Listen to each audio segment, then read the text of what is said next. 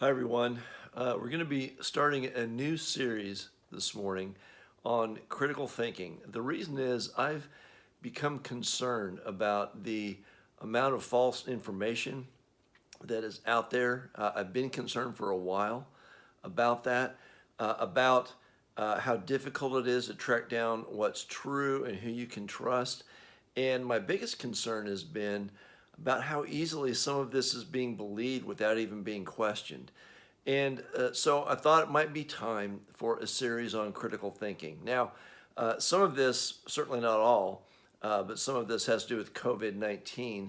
So I thought it might be good, be helpful just to start out with a video helping you sort all the information out on that. I know this video has been helpful to me. So just enjoy this and we'll be right back.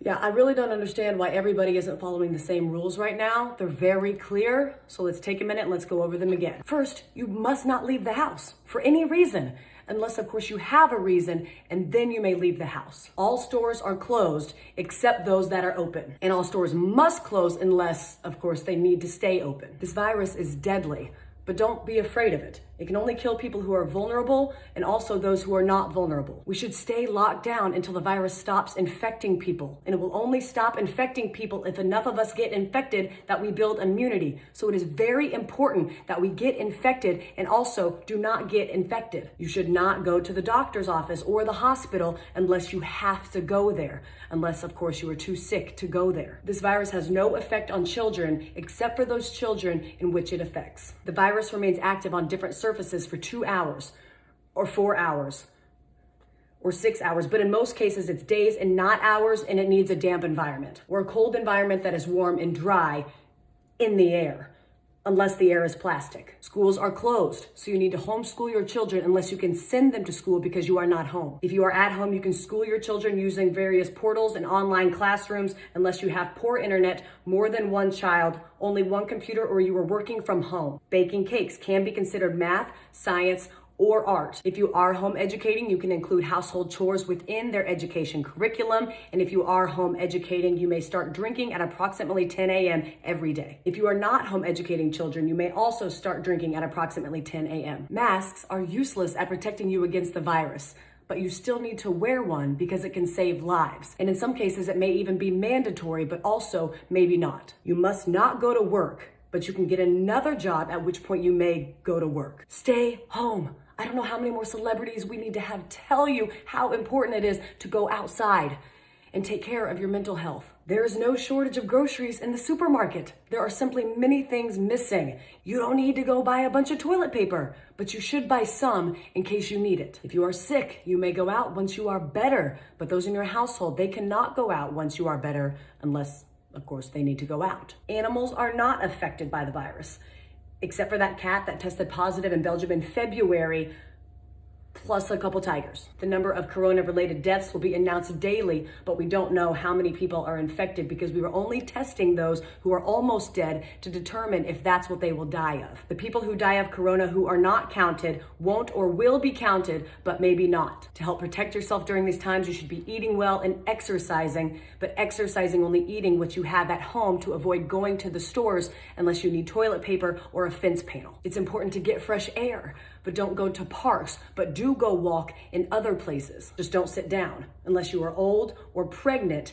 But if you do sit down, don't sit for too long, unless you are old and you are pregnant, in which case you need to sit down. But if you do sit down, don't eat unless you've had a long walk, which you are allowed to do if you are old or pregnant, except for times in which you aren't. Don't visit old people, but you have a moral obligation to take care of old people and bring them food and medicine. And finally, no businesses will go down due to coronavirus except those businesses that go down due to COVID-19. I hope this cleared up any questions about what we should and should not be doing during this time. Please educate your friends and family with this information so we can remove any and all confusion surrounding this time. Thank you. Well, I hope that cleared everything up for you, but if you're still finding things confusing in any area, this is going to help you. I want to talk about critical thinking. It's something that I believe our society has begun to let go of, possibly even actively discourage. And so I want to encourage, especially the next generation, to learn and to engage in critical thinking. So the definition, the dictionary definition of critical thinking is just objective analysis with the intent to form a judgment. That's it. Objective analysis so that we can form a judgment. Now, each of those key words are important. So what we're going to do over the next 3 weeks is we're going to look at those 3 words, objective, analysis, and judgment, and talk about what it means to engage in critical thinking. Now, there are 2 ways primarily that we learn, and they're kind of opposites, and ideally some of each goes together, but certainly I think one is superior to the other. And that would be the first one, the Socratic method. The Socratic method, very simply, is just ask a lot of questions. Ask questions about process, ask probing questions, ask all the questions you can think of, because questions stimulate critical thinking. Ask why. That's how you learn. That's how every 2-year-old learns, right? Why? So the Socratic method, I think, is probably the best form of learning and of teaching. The second form, which has its place, is what I'm going to call teaching to the test. This is where you just get right answers. You're told, here's the information. When I ask this question, here's the answer I want. A great example of that would be the Westminster Catechism, where there are set answers to each question. They're designed to indoctrinate children into the basics of the faith. And it's not necessarily bad, but you don't want your whole education to be about just giving right answers. And, lots of places do this. If you join the armed forces, if you play high school sports, you're going to be told, give me the right behavior, give me the right answer. Don't worry about why, just do it. Here's the fundamentals, you'll understand it later. There's a place for indoctrination, but it doesn't create critical thinking. It doesn't create wise thinkers. And I think we have overdone it, especially lately in our educational system. We're very heavy on teaching to the test, on right answers. And we don't encourage critical thinking as much as I think has been done in the past, both in high schools and in colleges. And that concerns me because you'll get people who just do what they're told, not who think about why they're doing what they're told. So there are a couple of things that you need to think about when you're looking at teaching to the test or teaching just to get right answers. One, it doesn't require critical thinking. You don't even have to understand the concepts. You just have to give the right answer. But what's most scary is that it doesn't require critical thinking, but it does require a trusted expert to determine what are the right answers. You have to have someone you trust telling you these are the right answers, and then you go on and give them. Now, a lot of us went through high school and college with a high degree of this. Well, they have a doctorate degree. They told me it's the right answer. It must be the right answer, and never bothered to question why is that the right answer, and should I look into that? And so critical thinking is what keeps us from being deceived in case someone has given us the wrong answer. Now, that brings us to the first word in our definition of critical thinking, objective analysis to form a judgment. Objective. What if the trusted expert isn't objective? What if the trusted expert that is telling you what the right answers are has motive or has bias? And how common is that? How prone are humans, all of us, to have motive or bias that will influence what we tell others? Well, there's a couple of schools of thought. If you look at the nature of man, the humanist school of thought would tell you that man is basically good in getting better, and so is largely trustworthy. And so you can trust all these PhDs and politicians and people that have your best interest at mind. If you go with the Bible, it's kind of the opposite. It says man is fallen. Man has a sin nature. Man tends towards not being trustworthy, tends towards sin. In fact, you see in John chapter 2, towards the end, we see Jesus says that he basically didn't trust men or put his trust in them because he knew what was in them. He knew that there was an inherent flaw in trusting too much in their testimony. And so that becomes the initial question in this objectivity test. Are men do they tend to be trustworthy or not? I would suggest to you that the historical evidence would lean towards justifying the biblical point of view that men don't tend to be trustworthy. And so, because there may be motive and bias, we need to not just assume people are being objective. We need to question that objectivity, and that's where critical thinking comes in. Now, remember Proverbs 9:10. So I want you to see where I'm going. Well, it'll all come clear in a minute. Proverbs 9:10 says, "The fear of the Lord is the beginning of wisdom, and the knowledge of the Holy One is understanding." Essentially, if you want to be wise, if you want to have understanding, it starts with the fear of the Lord. It doesn't start with a PhD. It starts with fundamentally believing what God says. Now, the fear of the Lord is a difficult term sometimes. I've got an example I think might help you understand what I think it means. Let's say you are in a nuclear facility that has just gone into lockdown. You're in the control room, and there's no experts there. There's just you and Sandra Bullock, because she's in those kinds of movies. And you guys are just stuck there in the control room, and it's clear that there's a meltdown, and it's going on. And, lights are flashing and there's beeping and everybody's going to die. Thousands of people are going to die. You're certainly going to die. You're at ground zero. And you get a phone call. And it says, "Hi, I'm Bob. I'm the guy who designed and built this nuclear reactor. If you go through the steps I tell you, we can shut this thing down." Okay? You with me?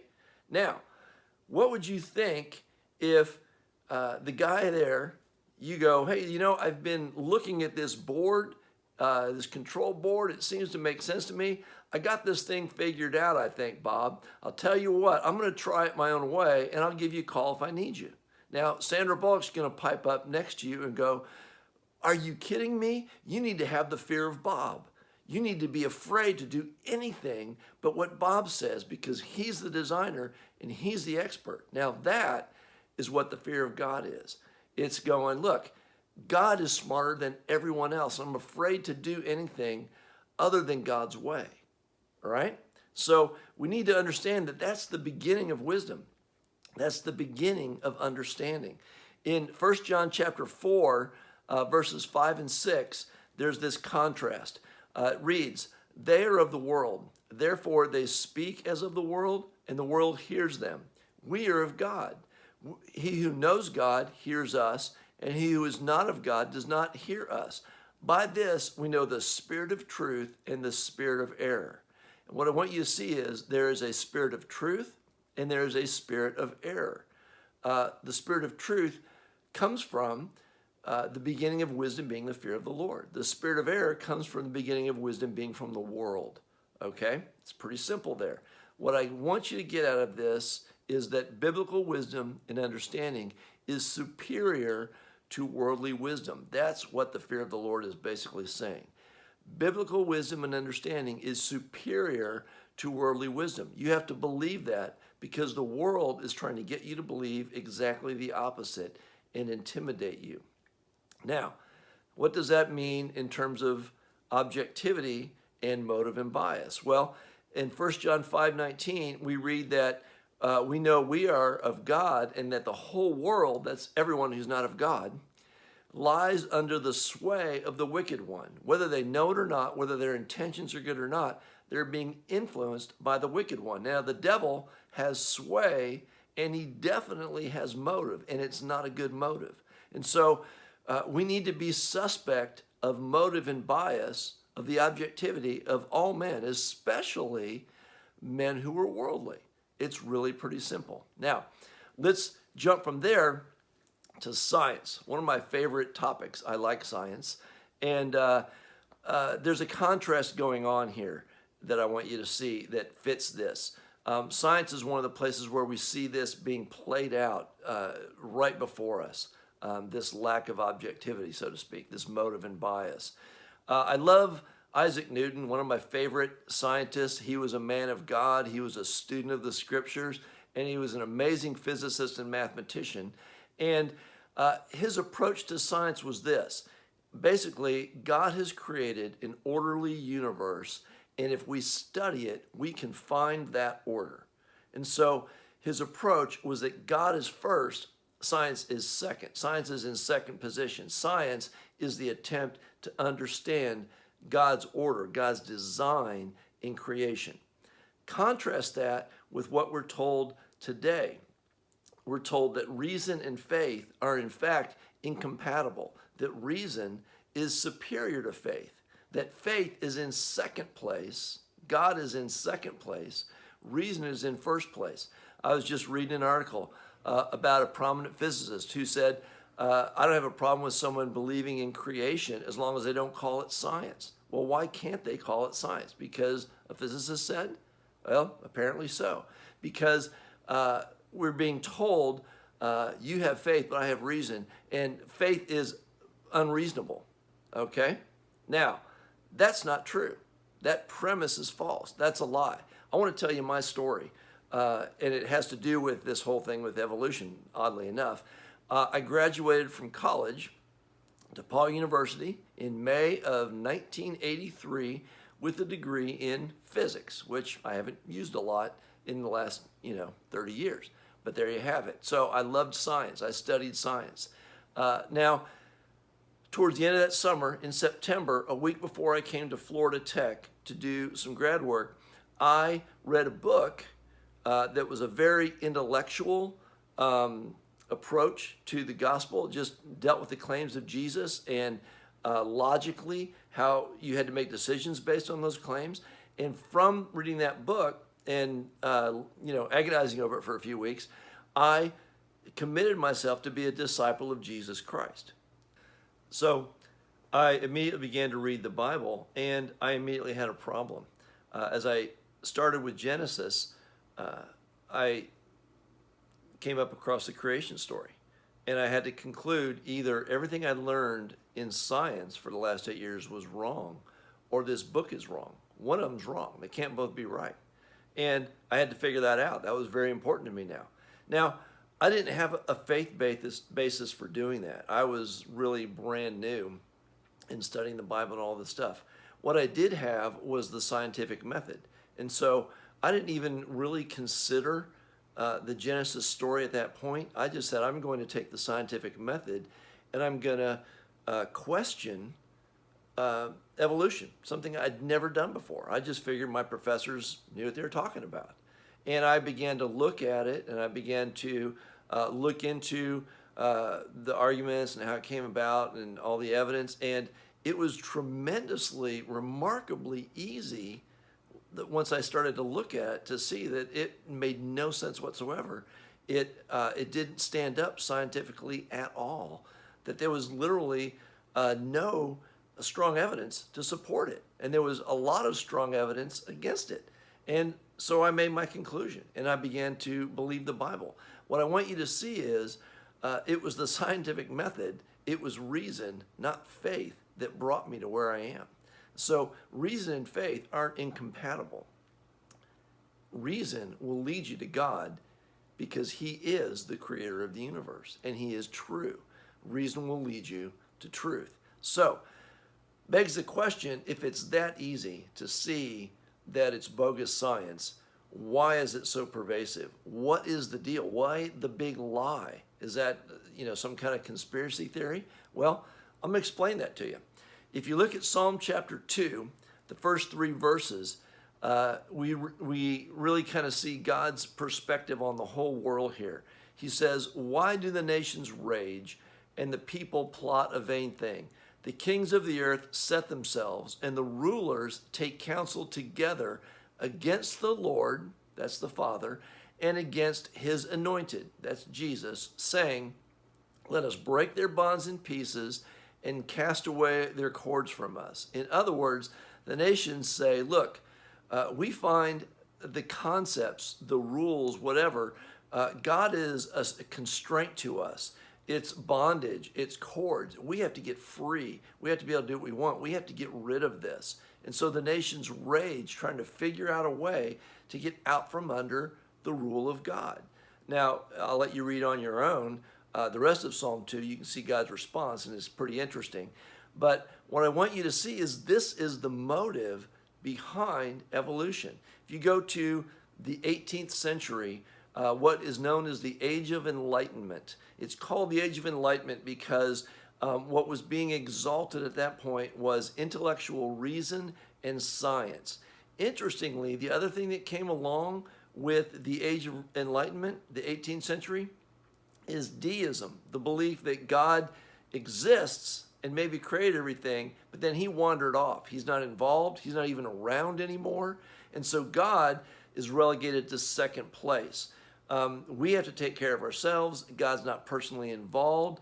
And so what's really important is reason and science. And you can believe in God if you want, but he's not involved anymore. He's in second place. And so we see that shift beginning, that Psalm 2 shift.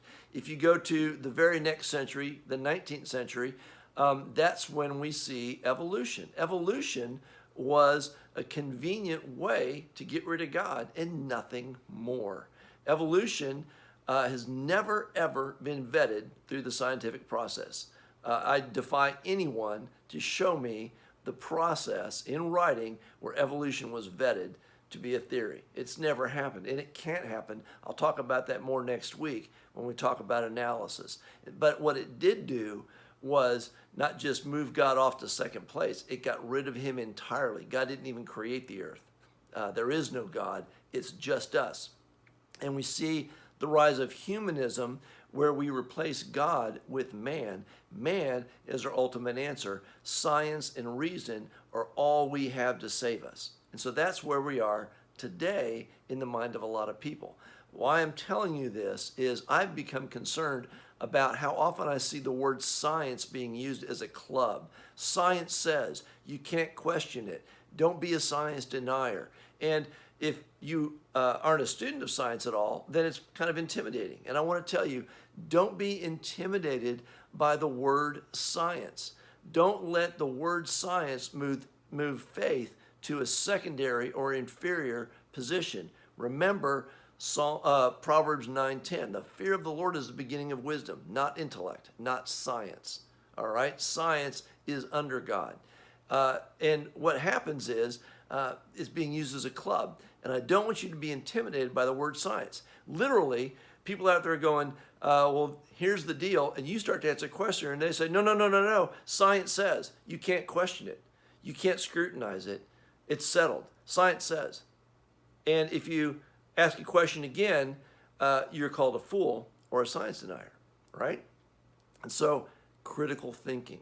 We need to ask questions and we need to not be intimidated by the devil's motives, all right? Now, so let's talk about credibility. Objectivity obviously hangs on whether or not the person giving you information is credible. Well, how do we determine if someone's credible? Credibility is a function of motive and bias, as we've already said, and integrity. We all often have a motive or a bias, but if we have integrity, we won't let motive or bias cause us to tell a lie. We'll still tell the truth. So do we have enough integrity even to overcome our motive and our bias and do things with integrity? Sometimes our motive and our bias won't let us even see things clearly. And so both of those things had to be weighed. So credibility is a function of motive and bias and integrity. It is not a function of intellect. Intellect proves that you're smart. Intellect does not prove that you're credible. There are a lot of very smart liars out there. So intellect is not a function. Being an expert is not a function of credibility. In fact, Jesus ran up against this in John chapter 7. We'll look at verses 14 through 18. I'm going to read them to you. It says, "Now about the middle of the feast, Jesus went up into the temple and taught, and the Jews marveled, saying, 'How does this man know letters, having never studied?'" Essentially, should we even be listening to this guy? He doesn't have a PhD. I don't even think he went to seminary. How does he know what he's talking about?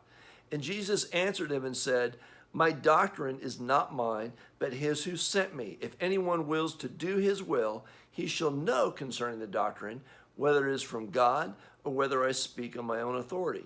And then here's the crux of it. He who speaks from himself seeks his own glory, but he who seeks the glory of the one who sent him is true, and no unrighteousness is in him. I want you to see the two things that Jesus answered with. He basically, when they said, hey, you aren't even an expert, he goes, it's not about being an expert. One, it's about motive. I'm not seeking my own personal motive. I'm seeking the glory of the one who sent me. So my motive is pure. And two, I'm true and no unrighteousness is in me. I have integrity. So he's essentially answering them, saying, when they say, hey, you don't even have a PhD, he goes, it's not about intellect. It's about my pure motive and my complete integrity. You can trust me, really. Now, so what comes down to is we don't judge credibility by expertise. We judge it by motive and by integrity. Now, here's a tip. Liars will profess both of those things, often right up front. They will profess motive and integrity. They'll say, I'm objective and I'm trustworthy. Look, I'm bipartisan. I don't have a motive. I just want what's best for America. You can trust me, right? Beware of people that start whatever they're telling you with a justification of their objectivity and their trustworthiness, all right? The difference is the honest will invite scrutiny. The honest will just say, take a look. I'll show you my math. I'll show you whatever. Feel free to check me. Feel free to ask questions. The honest invite scrutiny, which brings me to the term settled science, which we're starting to hear a lot. When people say settled science, that is not science. Science is never settled. We'll talk about that more next week. What they're saying is, don't look at this. This is not subject to scrutiny. I don't want you taking a look at it. I want you to just trust me that I'm an expert. I'm objective, and you can trust me. Just do what I say. It's not critical thinking, and we need to engage in critical thinking.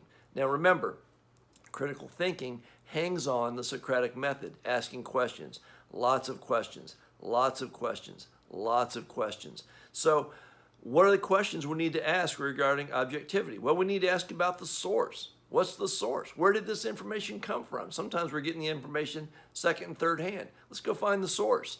And then let's determine, is the source credible? Was the source objective? Do they have motive or bias? Do they have an incentive?